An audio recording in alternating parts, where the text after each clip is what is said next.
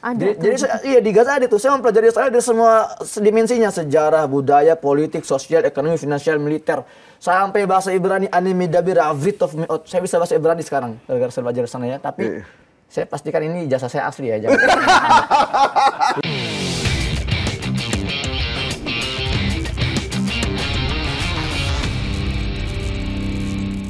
Israel didukung oleh negara-negara Barat, tapi ternyata tetap tidak bisa menaklukkan Gaza dan Palestina. Nah, itu kalau sudah bicara kekuatan Gaza, ya kita perlu 2 jam lagi nih. Oh iya, hati-hati gini. Saya tinggal di Gaza 12 tahun ya. Yeah. Saya kuliah di kampus tempat istilahnya kuliah. Ya Sinwar kuliah, Abu Ubaidah kuliah. Jadi saya ini alumni. Ngeri itu. Dan saya kuliah jurnalistik di Indonesia. Kuliah jurnalistik Indonesia ke Gaza, saya kuliah syariah. S1, saya kuliah lagi jurusannya unik, diploma. Jurusannya Asy'un al-Israiliyah, Israeli Affairs. Urusan keisraelan.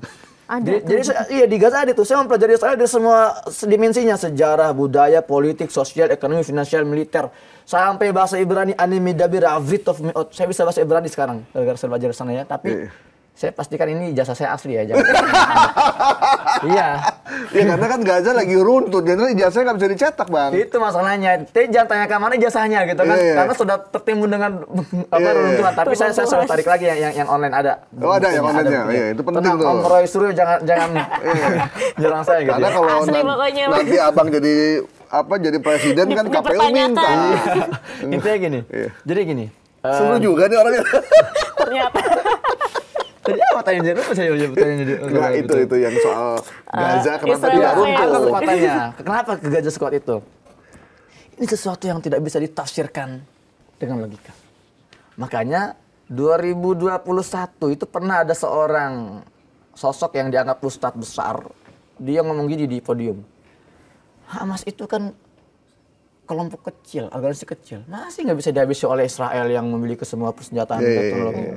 Ya, akhirnya karena nalar dia tidak bisa mencerna, karena otak dia tidak bisa mencerna, akhirnya dia menyimpulkan, kalian tahu gak, Hamas itu adalah buatan Israel, buatan Yahudi, untuk melegitimasi serangan-serangan ke Gaza. Itu yang suka mancing itu. Terus itu saya buat konten, saya bilang, kalau kita membahas Gaza, kekuatan Gaza, jangan sombong hanya mengandalkan logika, gak akan nyambung.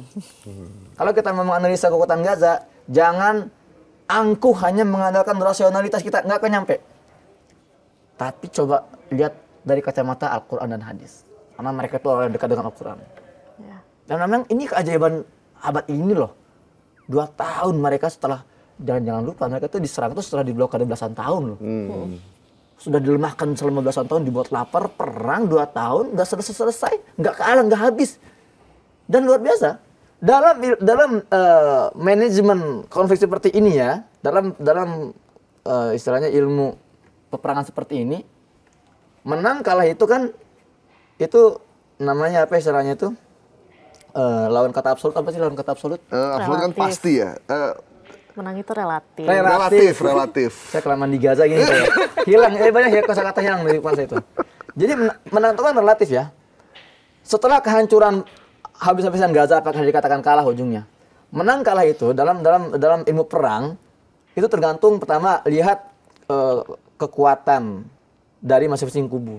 Kalau sama-sama setara, oh berarti bisa indikatornya adalah kehancuran dan casualty, jumlah korban, kematian itu. Kalau setara. Tapi kalau yang kuat dengan yang lemah, beda indikatornya.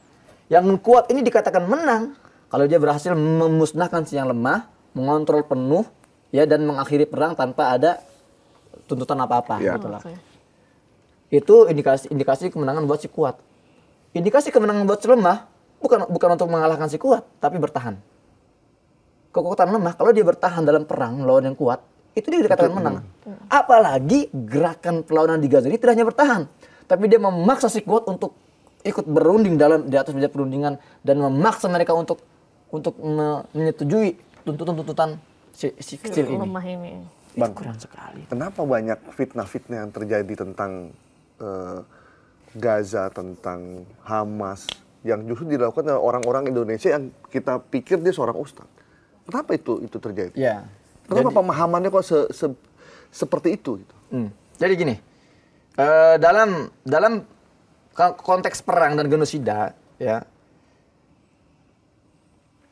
ada tahapan-tahapan yang perlu dipersiapkan, termasuk dalam hal kolonialisme kan. Kalau dalam yang sejarah yang kita baca itu perlu yang namanya misalnya orientalis gitu ya, mempersiapkan lahan untuk dijajah kayak Indonesia kan, masukin orientalis baru dijajah gitu lah. Orientalis ini fungsinya adalah menjajah pemikiran sebelum menjajah fisik. Fisiknya. Nah, orang-orang Muslim yang mengaku Muslim, tapi dia menggunakan narasi-narasi Barat, dia caplok mentah-mentah lalu dia gunakan untuk menyerang. Ini adalah indikasi dia sudah terjajah pemikiran. Oke. Nah, jadi dia banyak menggunakan sumber-sumber yang ya dari pihak musuh ditelan mentah-mentah. Contohnya misalnya, ya contoh kecil narasi yang selama ini beredar luas tentang Hamas Fatah misalnya. Nah, saya kalau ketemu dengan orang-orang pinter di Indonesia, orang cerdas, politisi besar bicara masalah Palestina, selalu mereka menggiringnya ke masalah Hamas Fatah. Iya. Kenapa Hamas Fatah nggak mau bersatu? Nggak bisa bersatu. Kata siapa Hamas Fatah nggak bisa bersatu? Baca di mana ente? Ya baca di berita-berita Barat. Iya. Ini salah satu kelemahan. Di framingnya. Framing di situ. seolah perpecahan Hamas Fatah itu sesuatu yang besar di Gaza itu. Enggak kok. Saya hidup di Gaza 12 tahun.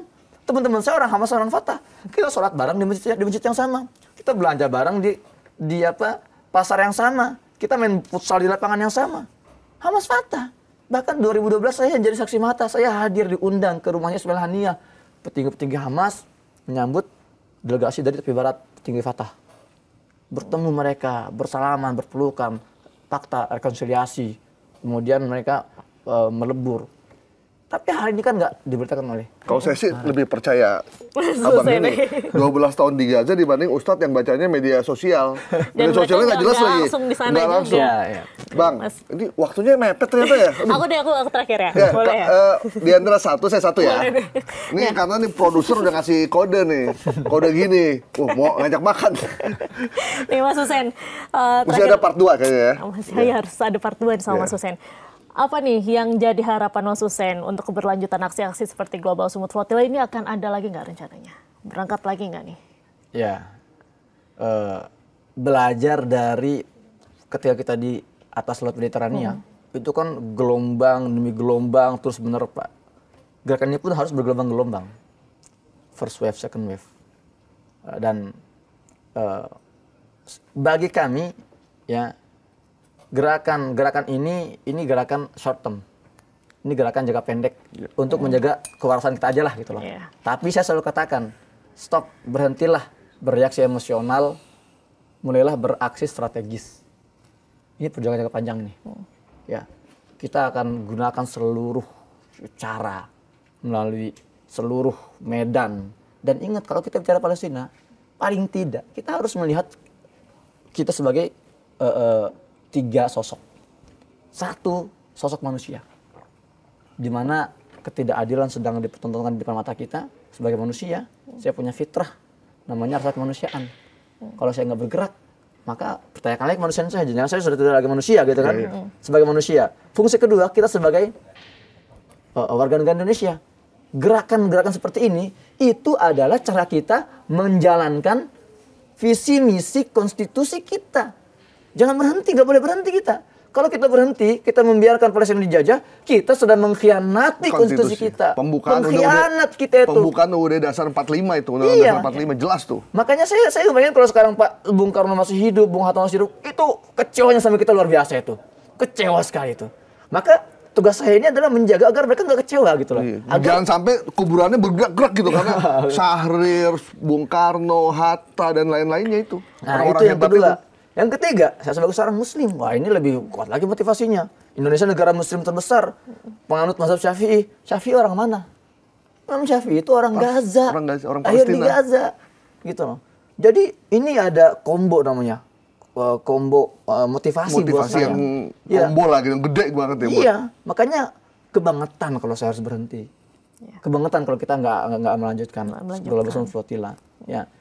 Kemarin saya ngisi orasi di Monas. Di depan Kedubes. Saya bilang gini, mereka mungkin berhasil membajak kapal-kapal kami dan menculik para aktivis kami. Tapi mereka lupa bahwa bagi kami warga Indonesia, kapal-kapal kami itu tidak hanya berupa kapal laut. Rumah-rumah kami adalah kapal-kapal tempat kami berlayar. Setiap ayah adalah nahkodanya, setiap ibu adalah navigatornya, dan setiap anak-anak adalah aktivis-aktivisnya yang akan terus berlayar, berjuang sampai blokade itu dicabut, diangkat, dan Palestina merdeka. Ini semangat Global Smooth Flotilla yang harus kita aplikasikan di rumah-rumah kita. Ya. Merinding ya. Anda masih nggak pengen untuk membela warga Palestina yang sedang dijajah? Nih dengerin nih, 12 tahun di Gaza yang udah membuka mata kita bahwa ini bukan sekedar perjuangan biasa, ini perjuangan yang diamanatkan oleh konstitusi kita.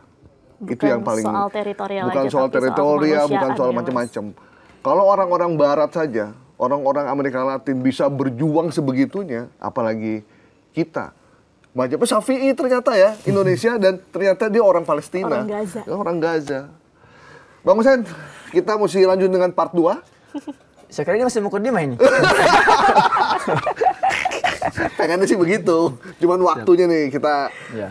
terbatas. Terima kasih banyak. Terima kasih banyak Mas Hussein Sama-sama. sudah bergabung sama Bikin Jangan Perang hari menyerah, ini. terus semangat karena kita juga butuh motivasi juga untuk terus menyuarakan Ya. perjuangan warga Palestina. Melanjutkan perjuangan Free Iya. Palestine. Free Palestine, insya Allah. Thank you semua. Tutup dong.